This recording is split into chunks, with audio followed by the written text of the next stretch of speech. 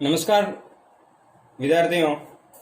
हमने विद्युत धारा के बारे में पढ़ा, फिर चुंबक के बारे में पढ़ा।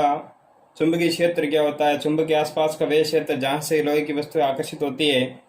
तो चुंबकीय क्षेत्र के बारे में भी हमने बहुत अच्छे से पढ़ा है। फिर मैंने कुछ नियम बताए थे कल, जिसमें अपन ने देखा था कि जो अंगूठे का नियम है, अंगूठा विद्युत धारा की ओर है तो मुड़ी हुई अंगुलियां चुंबकीय क्षेत्र की ओर होती है। और एक बात मैंने वहाँ बताई थी कि एक जो विद्युत चुंबकीय प्रेरण है, यानी किसी भी कुंडली से गुजरने वाली चुंबकीय रेखाओं की जो संख्या है उसको अपन क्या कहते हैं, चुंबकीय फ्लक्स कहते हैं। ठीक है, और उसका मात्रक होता है वेबर। ये हमने देखा था। और फिर मैंने एक नियम भी बताया था कल कि जो अंगूठे का नियम है, यानी जैसे जो अंगूठा है वो विद्युत धारा की ओर है तो मुड़ी हुई अंगुलियां चुंबकीय क्षेत्र को दर्शाती है। और ए क्या है कि अपने जो कील थी, यानी हमने कील तो ऐसे फोटो में मैंने किया था, जैसे ये स्क्रैच वाली है, तो अगर इसकी जो बढ़ने की दिशा है धारा की, तो ये जो घूमने की है वो क्या है, चुंबकीय क्षेत्र दर्शाती है। ऐसा हमने देखा था।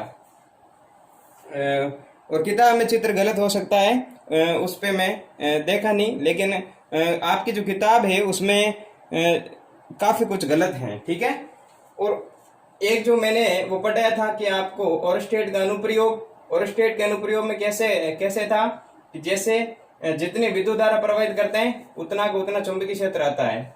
यानी जैसे हमने पढ़ा था उसमें प्लस माइनस, फिर यहाँ पर कोई भी अगर प्रतिरोध लेते हुए हम अगर इसमें देखते हैं स्विच, ये ऑन है, ये अभी क्या है, ऑन, और इसके पास चुंबकीय सुई लाते हैं।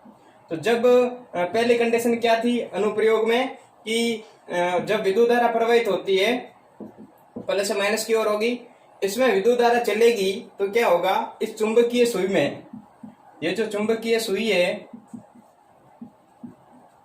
उसमें विक्षेप आएगा। क्या प्राप्त होगा, विक्षेप प्राप्त होगा। ठीक है, चुंबकीय सुई में विक्षेप प्राप्त होगा। जैसे ये अगर मैंने पहली कंडीशन क्या है कि मैंने इसको बंद कर दिया तो इसमें कोई भी विद्युत धारा प्रवाहित नहीं होगी। ठीक है, ये सेल या बैटरी कुछ भी हो सकती है। अगर उत्तरी और दक्षिणी ध्रुव है चुंबकीय सुई में और विद्युत धारा इस सर्किट में प्रवाहित नहीं हो रही है, तो ओरस्टेड ने क्या कहा था कि इसमें केवल और केवल विद्युत क्षेत्र है, यहाँ पर शून्य विक्षेप होगा। क्या होगा, शून्य विक्षेप।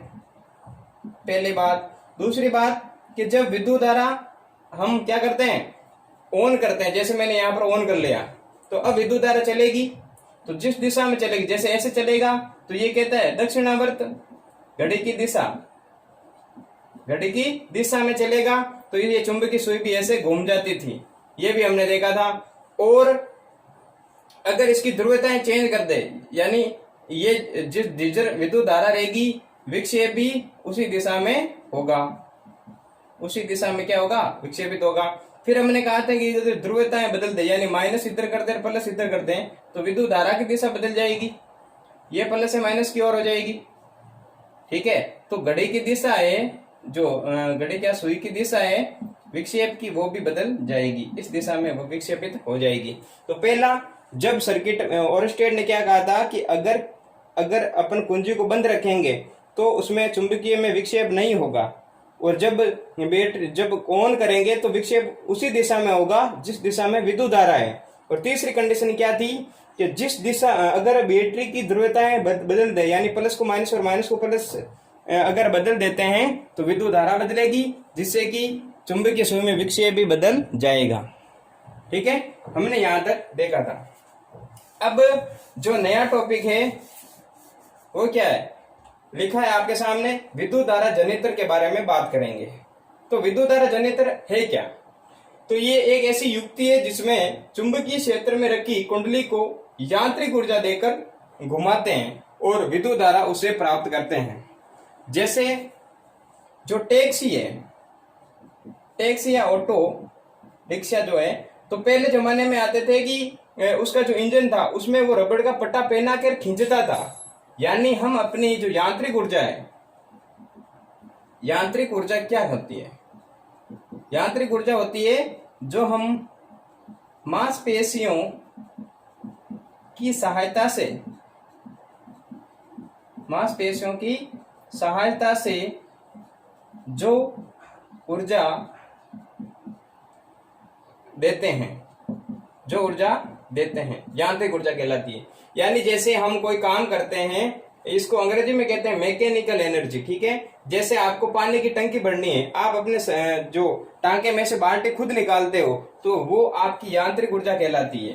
किसी कील पर हथौड़े से हम जब मारते हैं तो हथौड़ा का उठाना और कील का अंदर धंसना, वो भी यांत्रिक ऊर्जा होती है, ठीक है। जैसे मैं यहाँ लिख रहा हूं तो इसमें भी मेरी जो हाथ काम आ रही है, यांत्रिक ऊर्जा ही है।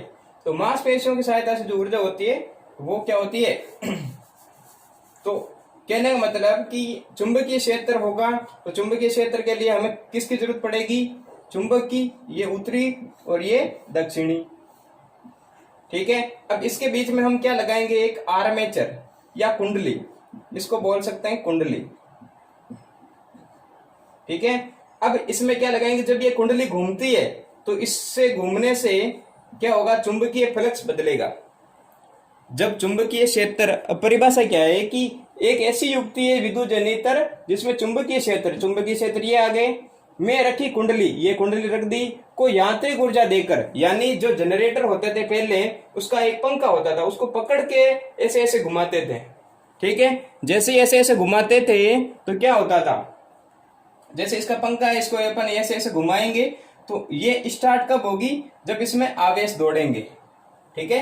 तो मांसपेशियों से जो ऊर्जा देकर हम जो जनरेटर चालू हो जाता तो कौन सी ऊर्जा प्राप्त होती थी, विद्युत ऊर्जा। तो शादी समारोह में हमने देखा है कि जब अचानक से लाइट चली जाती है तो जो बगीचे में या बाहर जो डीजल से चलने वाली युक्ति होती है वही आपका क्या कहलाता है, जनित्र, ठीक है। उसकी देखो ये सवाल आता है 4 नंबर का बोर्ड में, या तो दिष्ट धारा पर आ जाएगा पूरा वर्णन करो, और यह आ जाता है प्रत्यावर्ती धारा जनित्र क्या होता है उसका सचित्र वर्णन करो, ठीक है। और 1 नंबर में भी आ जाता है कि ये किस सिद्धांत पर काम करता है, तो विद्युत चुंबकीय प्रेरण के सिद्धांत पर ये कार्य करता है, ठीक है। विद्युत धारा जनित्र, प्रत्यावर्ती धारा जनित्र और दिष्ट धारा जनित्र।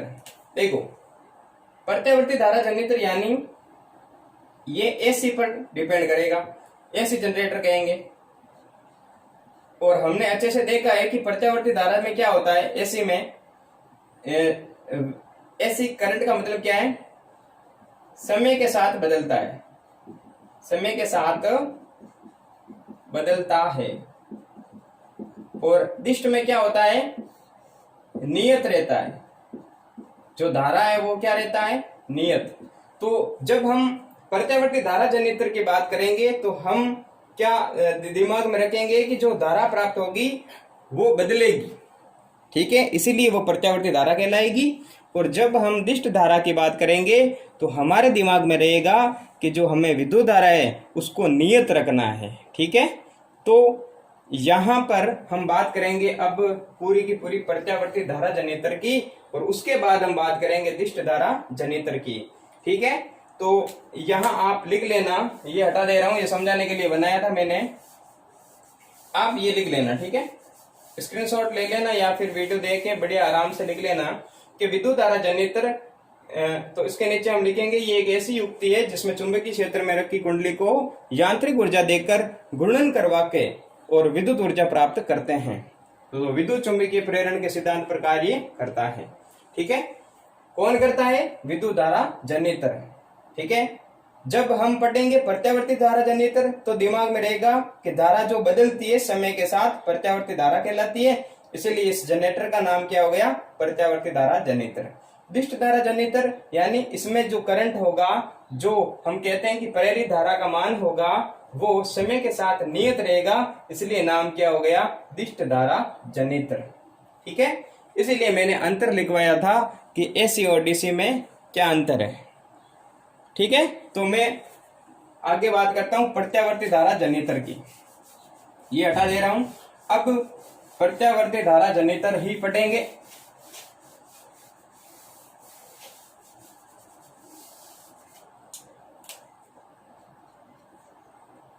तो एसी या प्रत्यावर्ती धारा जनित्र, इसको कैसे पढ़ें, ठीक है। देखो इसको याद रखने का बिल्कुल सिंपल तरीके से कैसे पढ़े। तो पहली बात कि हमें पता है कि इसका रफली आइडिया देखते हैं, ठीक है, समझते हैं, एक बार समझते हैं फिर पूरा एक्सप्लेन करेंगे। देखो प्रत्यावर्ती धारा जनितर, तो नाम आया प्रत्यावर्ती और धारा, तो धारा है वो समय के साथ बदलेगी। रफ आइडिया से हम पढ़ते हैं एक बार, समय के साथ बदलेगी, ये दिमाग में रखना है पहली बात। दूसरी बात, इसकी बनावट क्या होगी, बनावट क्या होगी, तो बनावट में क्या होगा कि हमें पता है कि एक तो ये काम आएगा उत्तरी ध्रुव है और एक दक्षिणी ध्रुव है, ये चुंबक है, ये चुंबकीय क्षेत्र देंगे। अब इसमें कुंडली घुमाएंगे, ये कुंडली बना दी मैंने, आयताकार कुंडली, ठीक है। तो इसको घुमाने से क्या होगा,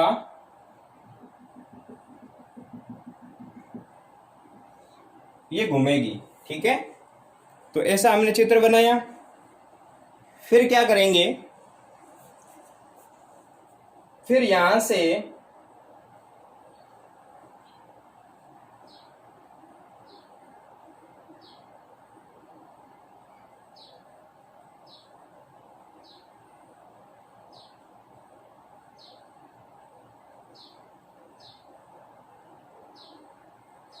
एक ब्रश ले लेंगे, ये कार्बन ब्रश हो जाएगा।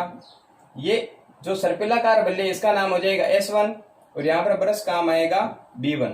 इसी तरीके से यहाँ एक कुंडली होगी और यहाँ पर क्या होगा, एक ब्रश होगा, इसका नाम हो जाएगा B2 ब्रश और इसका नाम हो गया S2, ठीक है। तो ये क्या करेगा, ये घूमेगी, ठीक है। तो यहां से जो कार्बन ब्रश है ये B1, इसको मैं किससे जोड़ूंगा, इसको अपन जोड़ेंगे लोड प्रतिरोध से। किससे जोड़ेंगे, लोड प्रतिरोध से। और यहां पर ऐसा भी बना सकते हैं इस तरीके से,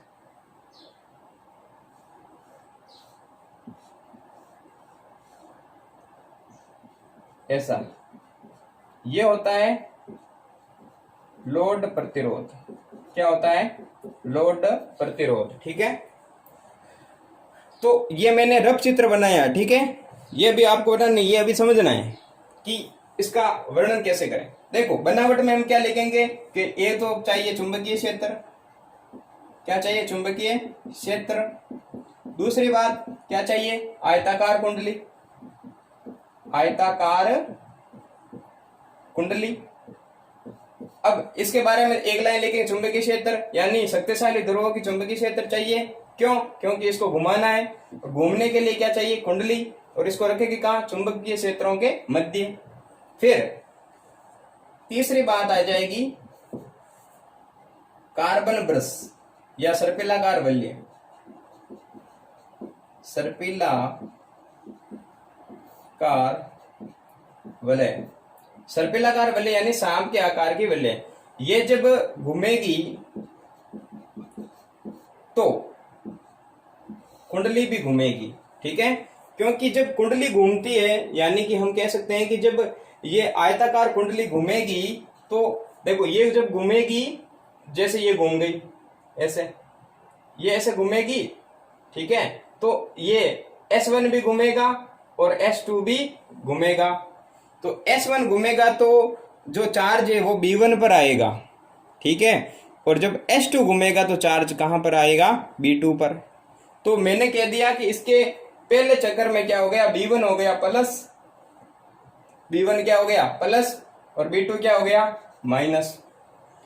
जब आयताकार कुंडली और इसमें अगर A, B, C और D मान लेते हैं, ABCD, जब AB बाहर की ओर आएगा और CD अंदर की ओर जाएगा तो हम कहेंगे कि ये जो S1 वलय है ये घूमेगी और इसके दक्षिणावर्त चक्कर में जो B1 है वो क्या बन जाएगा प्लस और B2 क्या बन जाएगा माइनस, ठीक है। दक्षिणावर्त घूमेगी घड़ी की दिशा में तो B1 बन गया प्लस और B2 क्या बन गया माइनस। तो करंट प्लस से माइनस की ओर जाता है तो पहली शर्त ये है कि जो कार्बन ब्रश है यानी सर्पिलाकार बल्ली, और चौथी क्या बात है, कार्बन ब्रश।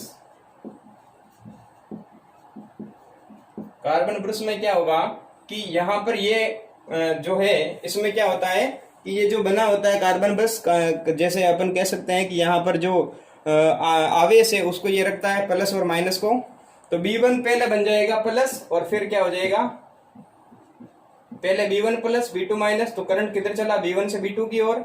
फिर मैंने कहा कि इनकी ध्रुवताएं बदलेगी, जैसे जैसे ये घूर्णन बदलेगा तो B2 अब क्या हो जाएगा प्लस, और ये प्लस है वो क्या हो जाएगा माइनस, तो करंट कैसे चलेगा B2 से B1 की ओर। फिर अगले राउंड में क्या होगा, ये प्लस ये माइनस, तो करंट कैसे चलेगा B1 से B2 की ओर। अगले राउंड में क्या होगा, ये प्लस ये माइनस, तो करंट कैसे चलेगा B2 से B1 की ओर। तो ये लगातार चलता रहता है। तो इसमें मेरे को एक बात बताओ कि क्या विद्युत धारा बदल रही है? आप कहोगे सर बिल्कुल बदल रही है, कभी तो B1 से B2 की ओर विद्युत धारा चल रही है और कभी B2 से B1 की ओर चल रही है। यानी यहाँ हम कह सकते हैं कि जो प्रेरित धारा है वो प्रत्यावर्ती धारा की तरह है, ठीक है। और उसका मान कितना होता है, हम सभी जानते हैं कि जो ये एसी करंट था इसमें क्या था, मैंने लिखा था 220 वोल्ट और 50 हर्ट्ज की आवृत्ति, ठीक है। तो प्रत्यावर्ती धारा जनरेटर में पहली बात कि ये होता है क्या है, ये चुंबकीय क्षेत्र में कुंडली होती है जिसको घुमाने से यांत्रिक ऊर्जा विद्युत ऊर्जा में बदलती है, ठीक है। दूसरी बात कि ये किस सिद्धांत पर काम करता है, ये चुंबकीय प्रेरण के सिद्धांत पर काम करता है।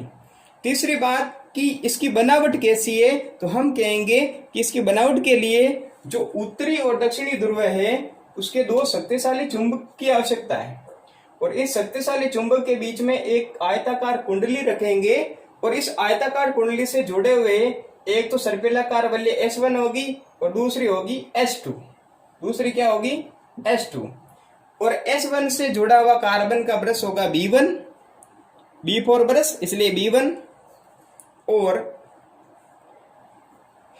जो ब्रश 2 है B2 वो हो गया। अब इनका जो करंट है और इसका जो करंट है वो कहाँ जाएगा, लोड प्रतिरोध में, और लोड प्रतिरोध से हम अपने घरों के जो कनेक्शन है वो जोड़ देते हैं और आगे करंट सप्लाई हो जाता है, ठीक है ना। तो प्रत्यावर्ती धारा जनरेटर में कितनी बातें याद रखनी है, ये सारी बातें याद रखनी है। प्रत्यावर्ती धारा समय के साथ बदलेगी। तो इसकी जो व्याख्या है वो कैसे करें, व्याख्या इस प्रकार से करेंगे कि जब AB ऊपर की दिशा में आता है तो CD अंदर की दिशा में जाता है, इसलिए प्रथम चक्कर में ये दक्षिणावर्त होगा, प्रथम चक्कर में कैसा होगा, दक्षिणावर्त होगा, और जब दक्षिणावर्त होगा तो B1 हो जाएगा प्लस और विद्युत धारा चलेगी प्लस से माइनस की ओर। दूसरी बात, जब B2 माइनस हो गया, B2 प्लस हो गया, जैसे B1 प्लस माइनस, तो विद्युत धारा B1 से B2 की ओर, और अगले आधे चक्कर में प्लस से B2 प्लस बन जाएगा और B1 माइनस, तो ये विद्युत धारा विपरीत हो गई। तो कभी तो B1 से B2 की ओर विद्युत धारा की दिशा है, विद्युत धारा वो भी कौन सी, प्रेरित धारा। अब नाम आया प्रेरित धारा तो याद करो कल लिखवाया था, प्रेरित धारा कब बनती है, जब कुंडली से संबद्ध चुंबकीय जो फ्लक्स होता है उसमें जब परिवर्तन होता है तब चुंबकीय प्रेरण आता है, ये हमने देखा था, ठीक है। तो मैं वापस से समझा रहा हूं, इस चीज को याद क्या रखना है, हमें चुंबक की आवश्यकता है, चुंबकीय क्षेत्र जितने मजबूत होंगे प्रेरित धारा का मान उतना ही अधिक होगा, जितने शक्तिशाली चुंबक लेंगे उतना का उतना हमें प्रेरित धारा का मान ज्यादा प्राप्त होगा। तो देखो एक तो छोटा जनरेटर भी आता है, और एक जो बड़े बड़े कोचिंग जो उद्योग होते हैं उनके जो बड़े बड़े जो डीजल वाले इंजन होते हैं वो जनरेटर होते हैं, ठीक है। तो हर तरीके से यही है कि सबके अंदर यही कार्य विधि होती है। तो प्रत्यावर्ती धारा जनरेटर में धारा बदलती है, कभी तो B1 से B2 की ओर धारा चलती है, कभी B2 से B1 की ओर चलती है। तो ये प्रक्रिया पहले दिमाग में सेट करो, ठीक है। तो मैं वापस से ये चित्र बना के बताता हूं, देखो पूरा समझ आ जाएगा, नो टेंशन। मैंने क्या कहा कि शक्तिशाली चुंबकीय क्षेत्र चाहिए ऐसे जनरेटर के लिए,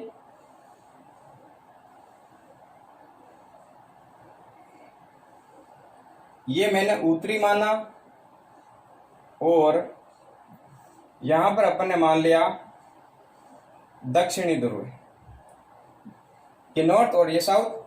अब इसके बीच में क्या लगाएंगे, आर्मेचर कुंडली,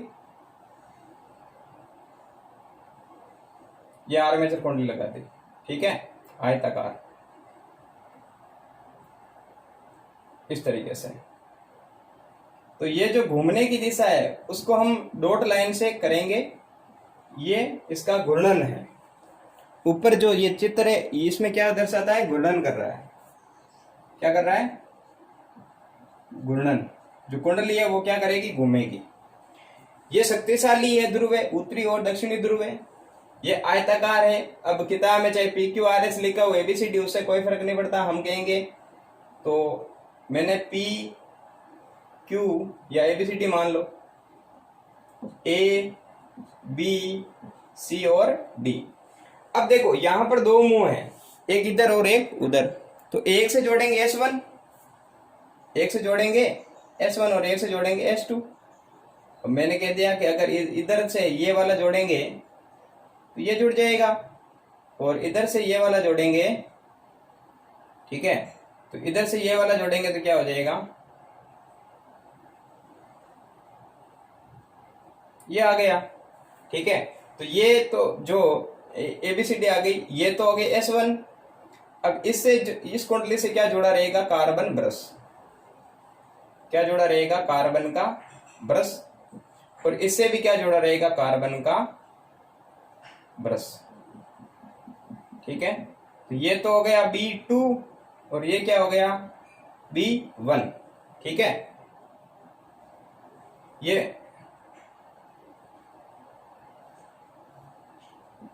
B1 हो गई और ये B2। तो ये जो कुंडली थी इसका ये हो गया S1 और इसका मान हो गया S2, ठीक है। तो जब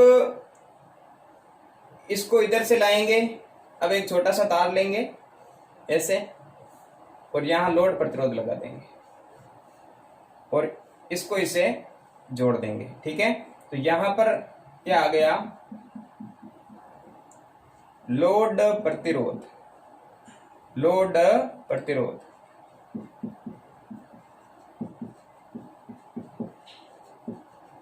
क्या आ गया, लोड प्रतिरोध, ठीक है। अब देखो भाई, कार्य विधि है तो उसमें हम क्या देखेंगे कि जब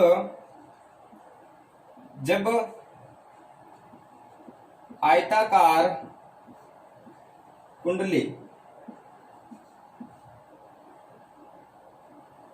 ABCD घूमेगी, तब AB बाहर की ओर, AB बाहर की ओर एवं AB बाहर की ओर एवं CD अंदर की ओर, CD अंदर की ओर होगा या होगी। तब AB से जुड़ी B1 या AB, देखो ये AB है, से जुड़ी वलय S1 घूमेगी। देखो AB से जुड़ी ये S1 है वो घूमेगी, तो दिशा क्या होगी, दक्षिणावर्त, दक्षिणावर्त घूमेगी, घूर्णन होगा। तो B1 पर क्या आ गया, धनात्मक। क्या मान लेंगे, B1 पर आ गया प्लस का चार्ज, B1 धनात्मक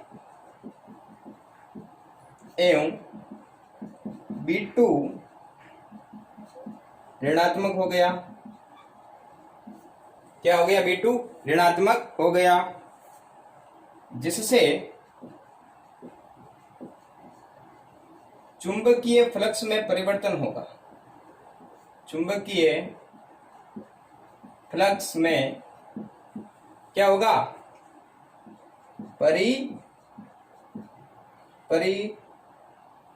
परिवर्तन होगा। चुंबकीय फ्लक्स में क्या होगा, परिवर्तन होगा, जिससे क्या बनेगी, प्रेरित धारा। क्या बनेगी, प्रेरित धारा। तो यहां से क्या बनेगी भाई, प्रेरित धारा, और ये प्रेरित धारा बनेगी, ठीक है यहां तक। फिर हम कहेंगे अगले, ये पहले आधे चक्र में जब ए बी का आधा चक्कर हुआ तो ये वाले घूमी, जैसे मैंने कहा कि जे प्लस और ये माइनस, तो पहला आधा चक्कर तो हो गया ये, ठीक है, या ऐसे मान लो ये प्लस ये माइनस, तो आधा चक्कर ये हो गया दक्षिणावर्त।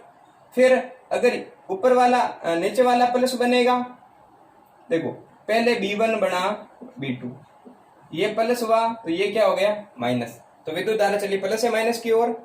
अब जब ये माइनस हो गया और ये प्लस, तो विद्युत धारा आगे चलेगी, ठीक है, तो ये कभी दक्षिणावर्त कभी वामावर्त चलेगी। आगे के अर्धचक्र में क्या होगा, ये प्लस माइनस तो और चलेगी ऐसे, तो ये चलता रहेगा। तो ये जो सांप के आकार का जो सर्पिलाकार है ये हमें प्राप्त होता है। इसलिए हम कहते हैं कि जो ए बी से जुड़ा हुआ S1 है वो भी सर्पिलाकार वलय होती है, ये भी घूमती है, और जैसे घूमेगी तो B1 प्लस और B2 माइनस। और जब अगले आधे चक्र में CD घूमेगा तो CD से कौन जुड़ी है, वलय S2, क्या जुड़ी है, वलय S2। भाई AB बाहर की ओर आएगा तो CD अंदर की ओर जाएगा, और AB से जुड़ी वलय S1 घूमेगी, दक्षिणावर्त घूर्णन होगा, और B1 धनात्मक एवं B2 क्या होगा, ऋणात्मक, इसलिए विद्युत धारा प्लस से माइनस की ओर चलती है, तो धारा की दिशा होगी, और धारा भी कौन सी होगी, प्रेरित धारा। कौन सी होगी, प्रेरित धारा। तो ये प्लस से माइनस की ओर हो गई। फिर आगे क्या होगा कि जब B2 प्लस हो जाएगा और B1 माइनस हो जाएगा, यानी जब CD वापस से बाहर की ओर, जैसे पहले AB बाहर की ओर, फिर CD अंदर की ओर, फिर आगे क्या होगा, CD बाहर की ओर, AB अंदर की ओर, ये चलता रहेगा प्रक्रिया, क्योंकि घूमेगी तब तो चलेगा ही। कभी AB बाहर आएगा, कभी CD अंदर जाएगा, कभी CD बाहर आएगा, कभी AB अंदर जाएगा। तो हमें दिमाग में रखना है कि हमें पहली बात तो ये सोच के रखनी है कि हम पहली S1 को घुमाएंगे और फिर किसको घुमाएंगे, S2 को, क्योंकि हमें थ्योरी लिखनी है, ठीक है। तो बनावट में क्या क्या लिखना है वो मैंने पहले बताया था। चुंबकीय क्षेत्र हो गया, आयताकार कुंडली हो गई, कार्बन ब्रश हो गए, सर्पिलाकार बल्ले हो गए, ये चार तो बनावट में लिखनी है, और एक एक आगे लाइन लिख लेनी है कि चुंबकीय क्षेत्र जो N और S है वो क्या है, शक्तिशाली चुंबकीय क्षेत्र है। आयताकार कुंडली क्या काम आती है, आयताकार कुंडली इसलिए काम आती है क्योंकि इसको चुंबकीय क्षेत्र में घुमाते हैं, और घुमाने से भी हमें क्या मिलेगी, यांत्रिक ऊर्जा जो हम देंगे वो हमें विद्युत ऊर्जा में प्राप्त होगी। फिर सर्पिलाकार बल्ले का क्या काम है, क्योंकि ये भी आयताकार कुंडली के साथ घूमते हैं, और इससे जुड़े हुए जो कार्बन के ब्रश होते हैं वो आगे लोड प्रतिरोध से जुड़े रहते हैं, ठीक है। तो लोड प्रतिरोध क्या काम आता है, लोड प्रतिरोध आगे जैसे मैंने कहा ये तो जनरेटर है, अब इसमें अपन जैसे स्विच बोर्ड होता है उसमें पिन डालते हैं ना, तो इसी तरीके से लोड प्रतिरोध में भी वो पिन डाल देते हैं, जिससे वो अपने घरों तक करंट को पहुंचा पाते हैं, ठीक है।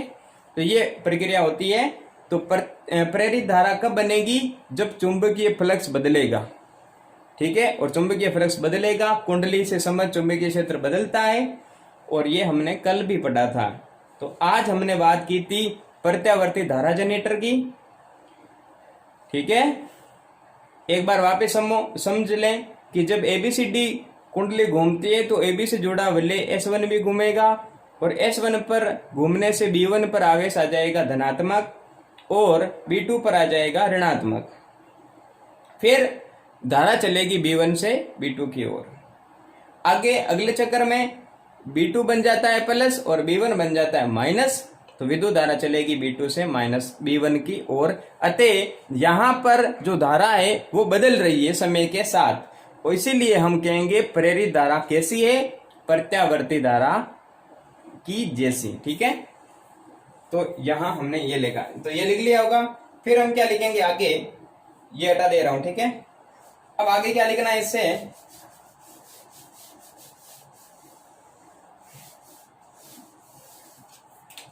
लिखना है आगे कि अगले चक्कर में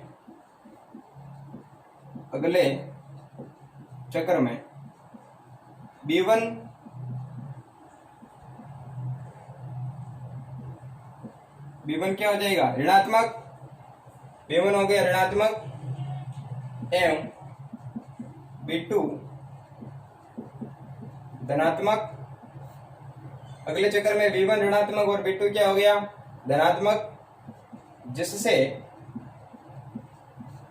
प्रेरित धारा की दिशा B2 से B1 की ओर होगी। अतः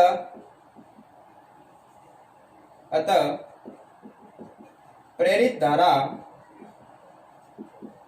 कभी तो B1 से B2 की ओर एवं कभी B2 से B1 की ओर होगी। अतः यह प्रत्यावर्ती धारा की भांति है, अतः यह प्रत्यावर्ती धारा की तरह है। इसीलिए इस जो युक्ति है, इस जनित्र है, इसका नाम भी क्या होगा? प्रत्यावर्ती धारा जनित्र। ठीक है रे, समझ आया होगा रे, समझ आया होगा। उत्तरी ध्रुवे, दक्षिणी ध्रुवे, बीच में एक ABCD कुंडली है, S1 घूमेगा, B1 प्लस, भाई जब B1 प्लस तो B2 माइनस, जब B1 प्लस तो B2 माइनस, धारा चली B1 से B2 की, धारा ऐसे चलेगी शाउन। फिर यहां पर ये माइनस और ये प्लस, तो धारा चलेगी B2 से ऐसे।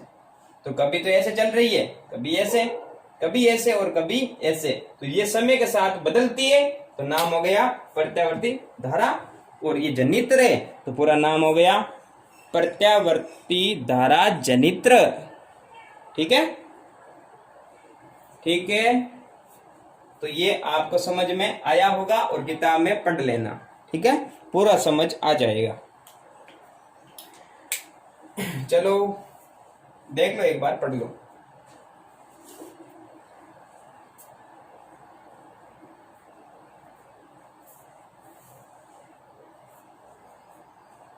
ठीक है, प्रत्यावर्ती धारा जनित्र खत्म करूं यहां पर, वापस वीडियो देखते जाना, समझ नहीं आए तो। अब मैं बात करूंगा दिष्ट धारा की। ठीक है, दिष्ट धारा में भी वही बात होती है, चुंबकीय क्षेत्र चाहिए, आयताकार कुंडली चाहिए, लोड प्रतिरोध भी चाहिए, कार्बन ब्रश भी चाहिए, केवल और केवल सर्पिलाकार भले बदलती है, उसमें कंप्यूटेटर लगता है। ठीक है, तो मैं बात करता हूं आगे दिष्ट धारा जनित्र की। दिष्ट धारा जनित्र भी ऐसी के समान कार्यवाही करता है, कार्यविधि है, लेकिन फर्क क्या है?